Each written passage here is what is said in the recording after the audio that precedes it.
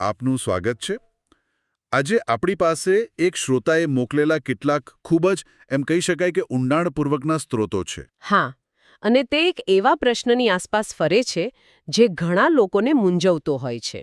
બરાબર. પ્રશ્ન એ છે કે ખ્રિસ્તી ધર્મશાસ્ત્રમાં જો ઈસુનો નવો કરાર આવવાનો જ હતો તો પછી જૂના કરારના આટલા બધા નિયમો, આટલી બધી વિધિઓ અને કાયદાઓ શા માટે આપવામાં આવ્યા એવું લાગે કે પહેલા એક જટિલ સિસ્ટમ બનાવી. અને પછી તેને રદ કરી દીધી? હા, આજે આપણે આ જ ગૂંચ ઉકેલવાનો પ્રયાસ કરીશું. આ એકદમ ઉત્તમ પ્રશ્ન છે, કારણ કે તે આપણને સીધા જ બાઇબલના મુખ્ય વિષયના હૃદયમાં લઈ જાય છે. અને આ સ્ત્રોતો છે ને, એને સમજવા માટે એક ખૂબ જ શક્તિશાળી રૂપક આપે છે. કયું રૂપક? છાયા અને વાસ્તવિકતા વચ્ચેનો સંબંધ. આ દસ્તાવેજો દલીલ કરે છે કે જૂના કરારનું નિયમશાસ્ત્ર એ આવનારી વાસ્તવિકતાની એક છાયા હતી. છાયા? અને એ વાસ્તવિકતા હતા મસીહા. જો આપણે આ દ્રષ્ટિકોણથી જોઈએ ને, તો બધું જ અર્થપૂર્ણ લાગવા માંડે છે. ઠીક છે, તો છાયા અને વાસ્તવિકતા આ રસપ્રદ છે. પણ મોટાભાગના લોકો જ્યારે જૂના કરારના નિયમશાસ્ત્ર વિશે વિચારે છે ત્યારે તેમના મગજમાં શું આવે? સેંકડો નિયમો. શું ખાવું, શું ન ખાવું, ક્યારે આરામ કરવો. હા, કેવી રીતે પૂજા કરવી. ઘણા લોકો માટે તે માત્ર જૂના અને અપ્રચલિત નિયમોનો સમૂહ છે. પણ સ્ત્રોતો કહે છે કે આ નિયમશાસ્ત્ર નાબૂદ કરવા માટે નહીં, પણ પૂર્ણ કરવા માટે આવ્યું હતું. આ કેવી રીતે શક્ય છે? બરાબર. એ સમજવા માટે આપણે નિયમશાસ્ત્રના મૂળ હેતુને સમજવો પડશે. સ્ત્રોતો મુજબ તેના બે મુખ્ય અને એમ કહી શકાય કે એકબીજા સાથે જોડાયેલા હેતુઓ હતા. અચ્છા. પહેલો હેતુ હતો પાપ શું છે તે સ્પષ્ટપણે દર્શાવવું. તે એક નિદાન કરનાર સાધન જેવું હતું. નિદાન કરનાર સાધન એટલે કે? મેડિકલ ટેસ્ટ જેવું? હા, બિલકુલ. એક રીતે રોમનોમાં પાઉલ એક ખૂબ જ વ્યક્તિગત ઉદાહરણ આપે છે. તે કહે છે, જો નિયમશાસ્ત્રે કહ્યું ન હોત કે લોભ ન કર, તો મને ખબર જ ન પડત કે લોભ શું છે. ખરું. નિયમશાસ્ત્ર એક અરીસાની જેમ કામ કરે છે. તે આપણને બતાવે છે કે આપણે ઈશ્વરના ધોરણોથી કેટલા દૂર છીએ. તેના વિના આપણે આપણી નૈતિક બીમારીને ઓળખી પણ ન શકીએ. આ રોમનોવાળો મુદ્દો ખરેખર વિચારવા જેવો છે. આપણે માનીએ છીએ કે આપણને સાચા ખોટાની સમજ જન્મથી જ હોય છે.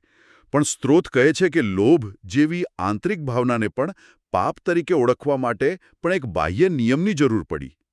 એ તો માનવ સ્વભાવ વિશે ઘણું બધું કહી જાય છે. બિલકુલ. અને આ જ આપણને બીજા હેતુ પર લાવે છે. જો નિયમશાસ્ત્ર માત્ર નિદાન કરતું હોય તો તે ઉપચાર તો નથી, ખરું ને? ના, બિલકુલ નહીં. તો તેનો બીજો અને વધુ મહત્વનો હેતુ લોકોને મસીહા તરફ દોરી જવાનો હતો. ગલાતીઓમાં નિયમશાસ્ત્રને એક શિક્ષક અથવા માર્ગદર્શક તરીકે વર્ણવવામાં આવ્યું છે. માર્ગદર્શક? હા. પ્રાચીન સમયમાં આ એવો ગુલામ હતો જે બાળકને શાળાએ લઈ જતો, તેને શિસ્તમાં રાખતો, પણ તે પોતે શિક્ષક નહોતો. નિયમશાસ્ત્ર આપણને શિસ્તબદ્ધ કરીને બતાવે છે કે આપણે પોતાની મેળે ઈશ્વર સુધી પહોંચી શકતા નથી, અને આમ તે આપણને ખ્રિસ્ત પાસે લાવે છે. પણ અહીં એક પ્રશ્ન થાય. ઘણા લોકો એવી દલીલ કરે છે કે જો નિયમશાસ્ત્રનું પાલન કરીને ન્યાયી ન ઠરી શકાય, તો પછી ઈશ્વરે એ આપ્યું શા માટે? એ તો લોકોને નિષ્ફળતા માટે તૈયાર કરવા જેવું ન થયું. આ એક સામાન્ય અને તાર્કિક પ્રશ્ન છે. પણ સ્ત્રોતો જે દ્રષ્ટિકોણ રજૂ કરે છે તે થોડો અલગ છે. નિયમશાસ્ત્રોનો હેતુ લોકોને નિષ્ફળ બનાવવાનો ન હતો, પણ તેમને એમ કે પોતાની અસમર્થતાનો અહેસાસ કરાવવાનો હતો. અચ્છા. જ્યાં સુધી કોઈ વ્યક્તિને એ ન સમજાય કે તે બીમાર છે, ત્યાં સુધી તે ડોક્ટર પાસે જશે નહીં. સાચી વાત. તેવી જ રીતે જ્યાં સુધી આપણને પાપની ગંભીરતા અને આપણી પોતાની નબળાઈનો અહેસાસ ન થાય, ત્યાં સુધી આપણે ઉદ્ધારકને શોધીશું નહીં. તેથી નિયમશાસ્ત્ર એ ઉકેલ ન હતો, પણ તે ઉકેલની જરૂરિયાત ઊભી કરતો હતો. એટલે કે તે એક સાઇનબોર્ડ જેવું છે. સાઇનબોર્ડ પોતે ગંતવ્ય સ્થાન નથી, પણ તે સાચો રસ્તો બતાવે છે. બરાબર. તો નિયમશાસ્ત્ર પાપ બતાવનાર અરીસો અને મસીહા તરફ લઈ જનાર માર્ગદર્શક છે. પણ સ્ત્રોતોમાં છાયાવાળી વાત વારંવાર આવે છે. કોલોસીના પુસ્તકનો ખાસ ઉલ્લેખ છે, જે કહે છે કે તહેવારો, નવા ચંદ્ર અને સાબાત જેવી બાબતો આવનાર બાબતોની છાયા છે, પણ વાસ્તવિકતા તો ખ્રિસ્ત છે. આ માત્ર એક રૂપક છે કે પછી તેનો કોઈ ઊંડો અર્થ છે? ના, તેનો ખૂબ જ ઊંડો અર્થ છે. આ છાયા અને વાસ્તવિકતાની વિભાવના એ સમજાવે છે કે જૂના કરારની ધાર્મિક વિધિઓ માત્ર નિયમો નહોતા, પણ આવનારી મોટી વાસ્તવિકતાનું પૂર્વાભાસ હતા. પૂર્વાભાસ. હા, જેમ કોઈ વ્યક્તિ ખૂણામાંથી વળીને આવી રહી હોય ત્યારે પહેલાં તેની છાયા દેખાય, અને છાયા પરથી તમે અનુમાન લગાવી શકો કે કોઈ આવી રહ્યું છે. તેમ આ નિયમો અને વિધિઓ મસીહાના આગમન અને તેમના કાર્યની છાયા હતા. મને એક વાત સમજાતી નથી. જો આ બધું માત્ર એક એમ કહીએ કે નાટક જ હતું, તો શા માટે આટલા કડક નિયમો? લોકોના જીવ પણ જતા રહેતા હતા. આટલી ગંભીરતા શા માટે? જો અંતે બધું બદલાઈ જ જવાનું હતું. કારણ કે જે વાસ્તવિકતાની તે છાયા હતી તે અત્યંત ગંભીર હતી. જુઓ, નાટક ભલે નાટક હોય, પણ જો તે કોઈ ઐતિહાસિક યુદ્ધનું નાટક હોય તો તેમાં ગંભીરતા હોવી જરૂરી છે, જેથી દર્શકો યુદ્ધની ભયાનકતાને સમજી શકે. ખરું. તેવી જ રીતે જૂના કરારની વિધિઓ, ખાસ કરીને બલિદાન પ્રથા, એ પાપના પરિણામોની ગંભીરતા દર્શાવતી હતી. તે બતાવતી હતી કે પાપની કિંમત મૃત્યુ છે. કોઈ ઉદાહરણ આપી શકો? સ્ત્રોતોમાં પાસ્ખા પર્વના હલવાનો ઉલ્લેખ છે. હા, એ એક ઉત્તમ ઉદાહરણ છે. નિર્ગમનના પુસ્તકમાં જ્યારે ઈશ્વર ઇઝરાયેલીઓને મિસ્રમાંથી છોડાવવાના હતા, ત્યારે તેમણે દરેક પરિવારને એક નિષ્કલંક હલવાનનું બલિદાન આપવા કહ્યું અને તેનું લોહી તેમના ઘરના બારસાખ પર લગાવવા કહ્યું. હા, મને યાદ છે. જે ઘર પર લોહી હતું તે મૃત્યુદૂતથી બચી ગયું. આ હલવાન જે નિર્દોષ હતો અને જેનું લોહી લોકોને બચાવતું હતું, તે મસીહાની એક સ્પષ્ટ છાયા હતી. ઈશ્વરનું હલવાન જે જગતનું પાપ હરી લે છે. આ વિધિ એટલા માટે બનાવવામાં આવી હતી કે જ્યારે વાસ્તવિક હલવાન આવે ત્યારે લોકો તેને ઓળખી શકે. અને આ છાયા અને વાસ્તવિકતા વચ્ચેનો તફાવત માત્ર વિધિઓમાં જ નહીં, પણ કરારની પ્રકૃતિમાં પણ દેખાય છે, ખરું ને? જૂનો કરાર પ્રાણીઓના લોહીથી થયો હતો, જ્યારે નવો કરાર મસીહાના પોતાના લોહીથી. બરાબર. અને તેની અસર પણ સાવ અલગ હતી. સ્ત્રોત હિબ્રુના પુસ્તકનો ઉલ્લેખ કરીને સ્પષ્ટ કરે છે કે બકરા અને વાછડાનું લોહી ક્યારેય અંતરાત્માને સંપૂર્ણપણે શુદ્ધ કરી શકતું નથી. તે એક બાહ્ય શુદ્ધિ હતી. હા, જે દર વર્ષે ફરીથી કરવી પડતી. તે લોકોને પાપની યાદ અપાવતી હતી, પણ પાપ કરવાની જે વૃત્તિ છે તેને દૂર કરી શકતી નહોતી. જ્યારે નવો કરાર મસીહાના પોતાના લોહીથી થયો છે, જે કાયમી છે, તે માત્ર બાહ્ય ક્રિયાઓને નહીં, પણ વ્યક્તિના હૃદય અને હેતુઓને બદલવાની શક્તિ ધરાવે છે. ચાલો, આ બલિદાનની વિભાવના પર થોડા વધુ ઊંડા ઉતરીએ. સ્ત્રોત અહીં પ્રતિસ્થાપન મૃત્યુના વિચાર પર ભાર મૂકે છે, એટલે કે કોઈ બીજાના સ્થાને મૃત્યુ પામવું. હા, આ વિભાવના બલિદાનના કેન્દ્રમાં છે. પણ સાથે જ સ્ત્રોત હિબ્રુના પુસ્તકને ટાંકીને કહે છે કે બળદોનું તથા બકરાનું રક્ત પાપ દૂર કરવાને અસમર્થ છે. આ તો વિરોધાભાસી લાગે છે. જો પ્રાણીઓનું લોહી પાપ દૂર નહોતું કરી શકતું, તો પછી સદીઓ સુધી લાખો પ્રાણીઓના બલિદાનનો હેતુ શું હતો? તેનો મુખ્ય હેતુ, જેમ આપણે ચર્ચા કરી, તે એક જીવંત પાઠ શીખવવાનો હતો. દરેક વખતે જ્યારે કોઈ વ્યક્તિ પાપ કરતી અને બલિદાન લાવતી, ત્યારે તેને પોતાની આંખોથી જોવું પડતું કે તેના પાપને કારણે એક નિર્દોષ જીવનું લોહી વહે છે. એટલે પાપની કિંમત શું છે એ દેખાતું હતું. બરાબર. તે પાપની કિંમત મૃત્યુને ખૂબ જ નક્કર અને વાસ્તવિક બનાવતું હતું. તે પ્રતિસ્થાપનાના પ્રાયશ્ચિતની વિભાવનાને લોકોના મનમાં સ્થાપિત કરતું હતું. તે અંતિમ બલિદાન માટેની એમ કહીએ કે ભૂમિકા તૈયાર કરી રહ્યું હતું. અને એ અંતિમ બલિદાનની કિંમત શું હતી? અહીં સ્ત્રોત એક અત્યંત ગહન અને સાચું કહું તો આશ્ચર્યજનક મુદ્દો રજૂ કરે છે. હા, અને આ કદાચ આખા વિષયનો સૌથી મહત્વપૂર્ણ ભાગ છે. પ્રશ્ન એ છે કે ઈશ્વરના નિયમશાસ્ત્રને તોડવાની કિંમત શું છે? સ્ત્રોત કહે છે કે ઈશ્વરે તેમના નિયમશાસ્ત્રનું મૂલ્ય કોઈ વસ્તુ, પ્રાણી કે દેવદૂત બરાબર નહીં, પણ પોતાને બરાબર ગણાવ્યું. એક મિનિટ, આને જરા ધીમેથી સમજીએ. આનો અર્થ એ કે ઈશ્વરના કાયદાને તોડવું એ માત્ર કોઈ નિયમ તોડવા જેવું નથી, પણ તે ખુદ ઈશ્વરના વ્યક્તિત્વ પર હુમલો કરવા બરાબર છે. બરાબર. અને તેથી તેની કિંમત પણ ઈશ્વરના મૂલ્ય બરાબર છે. બિલકુલ.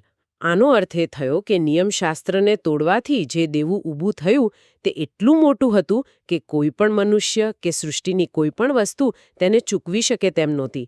તે માત્ર ઈશ્વર પોતે જ ચૂકવી શકે. આ તો પાપની ગંભીરતાને એક અલગ જ સ્તર પર લઈ જાય છે. હા, સ્ત્રોત મુજબ તેઓ સૃષ્ટિનો નાશ કરવાનું પસંદ કરશે, પણ પાપને તેમની સૃષ્ટિમાં રહેવા દેશે નહીં.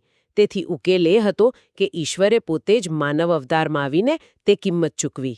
અને પછી સ્ત્રોત આ વાતને સીધી ઈસુ સાથે જોડે છે અને બતાવે છે કે કેવી રીતે તેમનું એક બલિદાન જૂના કરારના 5 મુખ્ય પ્રકારના બલિદાનોની પૂર્તિ કરે છે. આ ખરેખર પેલી છાયાની વાસ્તવિકતાને સ્પષ્ટ કરે છે. આ 5 બલિદાનો કયા હતા અને તે કેવી રીતે પૂર્ણ થયા? હા, આ ખૂબ જ રસપ્રદ છે. ચાલો આપણે સ્ત્રોતના આધારે તે 5 બલિદાનો પર નજર કરીએ. પહેલું છે દહની અર્પણ. એટલે કે બર્ન્ટ ઓફરિંગ. હા, આ સંપૂર્ણપણે બળી જતું અર્પણ હતું. તે સંપૂર્ણ સમર્પણનું પ્રતીક હતું અને તેની સુગંધ ઈશ્વરને પ્રસન્ન કરનારી ગણાતી. એફેસીના પત્રમાં તેને સીધું ઈસુના બલિદાન સાથે જોડવામાં આવ્યું છે, જે આપણા માટે સુગંધી અર્પણ તથા યજ્ઞરૂપ થયા. ઠીક છે. અને બીજું છે પાપાર્થાર્પણ, સિન ઓફરિંગ. આ નામ પરથી જ ખબર પડે છે કે તે પાપો માટે હતું, ખાસ કરીને અજાણતામાં થયેલા પાપો માટે. આની વિધિમાં શું ખાસ હતું? આની વિધિ ખૂબ જ વિશિષ્ટ હતી. પ્રાણીનું લોહી પરમ પવિત્ર સ્થાનમાં લઈ જવામાં આવતું, જે મંદિરનો સૌથી અંદરનો અને પવિત્ર ભાગ હતો. જ્યાં વર્ષમાં માત્ર એક જ વાર પ્રમુખ યાજક જઈ શકતા હતા, બરાબર ને? બરાબર. તો લોહી અંદર લઈ જવાતું, જ્યારે પ્રાણીનું શરીર છાવણીની બહાર બાળવામાં આવતું. હિબ્રુનો પત્ર સ્પષ્ટપણે કહે છે કે ઈસુએ પણ લોકોને પોતાના લોહીથી પવિત્ર કરવા નગરની બહાર દુઃખ સહન કર્યું. આ તો સીધું જોડાણ છે. હા, અને આમાં પ્રાયશ્ચિતના દિવસની વિધિ પણ સમાયેલી છે. તે દિવસે 2 બકરા લેવામાં આવતા. એક પ્રભુ માટે બલિદાન થતો, જે ઈસુનું પ્રતીક છે, અને બીજો ત્યાગનો બકરો, જેને અઝાઝેલ માટે અરણ્યમાં જીવતો છોડી દેવાતો. અઝાઝેલ? હા, જેના પર લોકોના પાપો નાખવામાં આવતા. સ્ત્રોત મુજબ અઝાઝેલ એ શૈતાનનું પ્રતીક છે, અને આ વિધિ દર્શાવે છે કે પાપની અંતિમ જવાબદારી તેના મૂળ સ્ત્રોત પર પાછી જાય છે. રસપ્રદ. ત્રીજું છે દોષાર્થાર્પણ, ગિલ્ટ ઓફરિંગ. આ પાપાર્થાર્પણથી કેવી રીતે અલગ હતું? દોષાર્થાર્પણ ખાસ કરીને એવા પાપો માટે હતું જેમાં કોઈ બીજાને નુકસાન થયું હોય, જેમ કે ચોરી કે છેતરપિંડી. તેમાં માત્ર બલિદાન જ નહીં, પણ જેનું નુકસાન થયું હોય તેને વળતર ચૂકવવાનો પણ નિયમ હતો. અચ્છા, એટલે સંબંધોને સુધારવા પર ભાર હતો. બરાબર.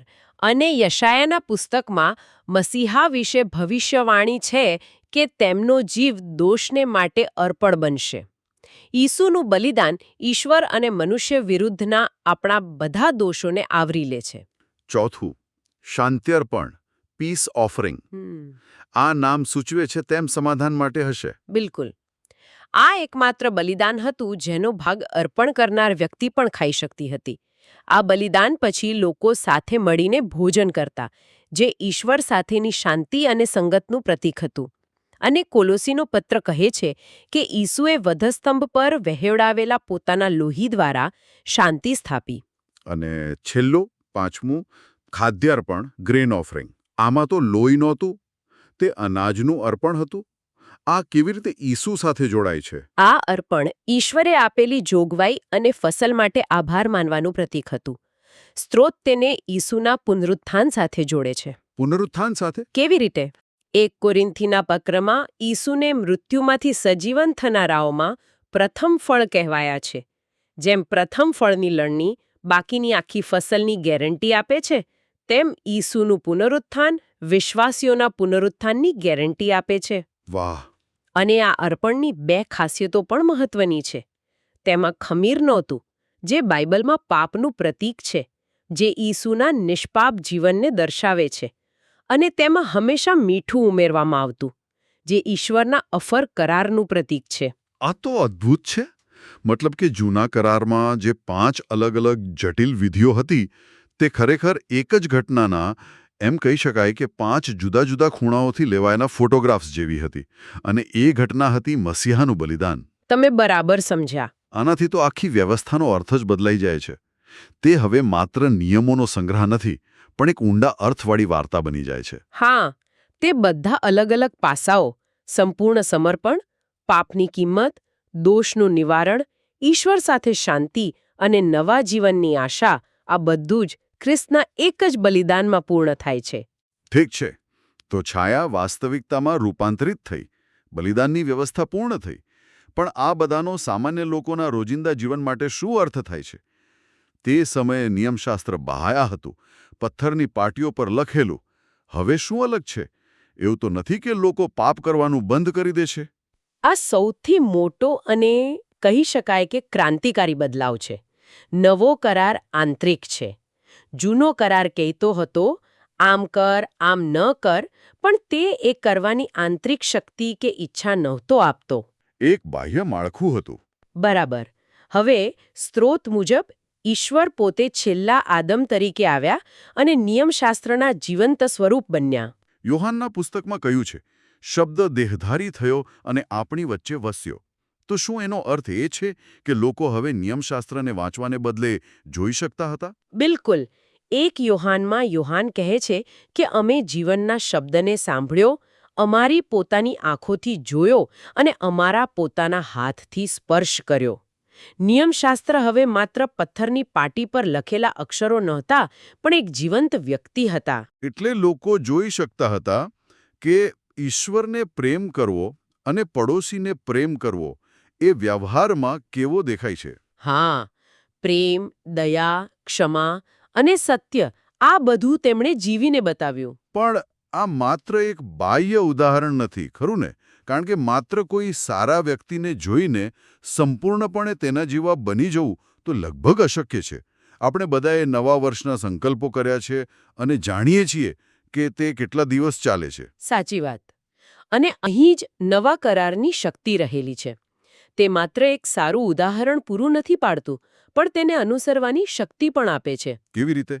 નવા કરાર હેઠળ વિશ્વાસીઓને પવિત્ર આત્મા મળે છે, જે તેમના હૃદયમાં વસે છે. યિર્મયાહની ભવિષ્યવાણી મુજબ ઈશ્વર કહે છે, હું મારો નિયમ તેમના અંતઃકરણમાં મૂકીશ અને તેમના હૃદય પર તે લખીશ. એટલે પથ્થર પરથી હૃદય પર. બરાબર. પવિત્ર આત્મા વ્યક્તિને અંદરથી બદલે છે. તે ઈશુના ઉદાહરણને અનુસરવાની ઈચ્છા અને શક્તિ બંને આપે છે. તો આજ્ઞાપાલન હવે ભય કે ફરજ પર આધારિત નથી, પણ પ્રેમ અને સંબંધ પર આધારિત બની જાય છે. બિલકુલ. હવે આજ્ઞાપાલન એ નિયમોની સૂચિનું પાલન કરવું નથી, પરંતુ ઈશ્વર અને પડોશીને હૃદયથી પ્રેમ કરવો છે. અને જ્યારે કોઈ વ્યક્તિ આ રીતે જીવે છે, ત્યારે તેના જીવનમાં આત્માના ફળ જેવા કે પ્રેમ, આનંદ, શાંતિ, ધીરજ, દયા, ભલાઈ, વિશ્વાસુપણું, નમ્રતા અને સંયમ જેવા ગુણો સ્વાભાવિક રીતે પ્રગટ થાય છે. અને આ જ નિયમશાસ્ત્રની આંતરિક પૂર્તિ છે. હા, જે બાહ્ય નિયમો ક્યારે હાંસિલ કરી શક્યા ન હોત. આ એક અદ્ભુત વિશ્લેષણ હતું. આપણે એક જટિલ અને કદાચ દૂરના લાગતા વિષયથી શરૂઆત કરી અને જોયું કે કેવી રીતે આ પ્રાચીન ગ્રંથોને એક સંયુક્ત વાર્તા તરીકે જોવામાં આવે છે. નિયમશાસ્ત્ર એક છાયા તરીકે કામ કરતું હતું, જે એકમાત્ર વાસ્તવિકતા એટલે કે મસીહા તરફ નિર્દેશ કરતું હતું. તે માત્ર નિયમોનો સમૂહ નથી, પણ એક ઊંડા હેતુ અને અર્થ સાથેની વ્યવસ્થા હતી. બરાબર. આનો મુખ્ય સારાંશ એ છે કે નિયમશાસ્ત્ર કોઈ દુશ્મન નથી જેને હરાવવાનો છે, પરંતુ એક માર્ગદર્શક છે જેને સમજવાનો છે. છાયા વિના વાસ્તવિકતાને સંપૂર્ણપણે સમજવી અને તેની કદર કરવી મુશ્કેલ બની જાત. સાચી વાત છે. નિયમશાસ્ત્રે સમસ્યાની ગંભીરતા એટલે કે પાપ અને ઉકેલની ગહનતા એટલે કે મસીહાનું બલિદાન બંનેને પ્રગટ કર્યા. તે વાર્તાનો પહેલો અને ખૂબ જ આવશ્યક અધ્યાય હતો. શ્રોતાઓ માટે આ વિષય પર વધુ વિચારવા માટે સ્ત્રોતોમાં એક રસપ્રદ મુદ્દો છે, જેના પર આપણે વધુ ચર્ચા નથી કરી. ચોક્કસ. આપણે પ્રાયશ્ચિતના દિવસની ત્યાગના બકરાની વિધિનો ઉલ્લેખ કર્યો. હા, અઝાઝેલવાળો. હા.